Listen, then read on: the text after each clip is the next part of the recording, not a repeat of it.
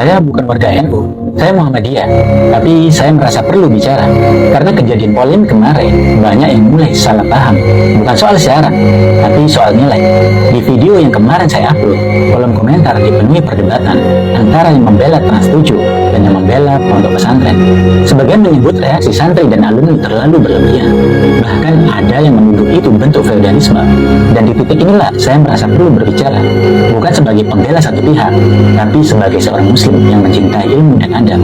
Saya lahir dan tumbuh di lingkungan Muhammadiyah. Kami terbiasa dengan pola pikir rasional, sistematis, dan sering dianggap modernis.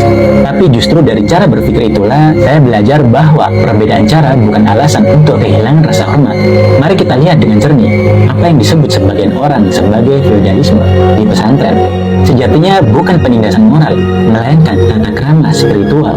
Ketika seorang santri mencium tangan gurunya, itu bukan tunduk kepada manusia, tapi tunduk pada ilmu yang melekat pada dirinya. Tradisi semacam itu adalah kebudayaan nilai, bukan sisa kolonial. Ia mengajarkan satu hal penting yang mulai langka di zaman serba cepat ini, bahwa tidak semua hal bisa dibayar dengan logika. Ada yang hanya bisa dijaga dengan adab.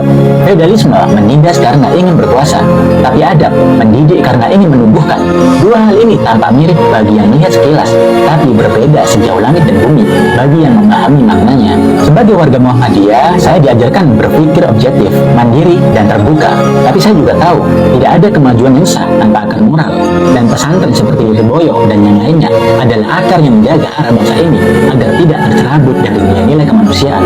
Kita boleh berbeda dalam metode dakwah, berbeda dalam cara berpakaian, bahkan berbeda dalam pandangan sosial.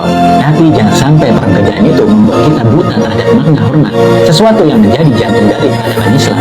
Jadi ketika orang berkata bahwa penghormatan santri pada kiai adalah bentuk feodalisme, saya ingin menjawab dengan sederhana, tidak, itu bukan feodalisme, itu etika ilmu, dan justru bangsa yang kehilangan adab bukan bangsa yang maju, melainkan bangsa yang mulai kehilangan arah.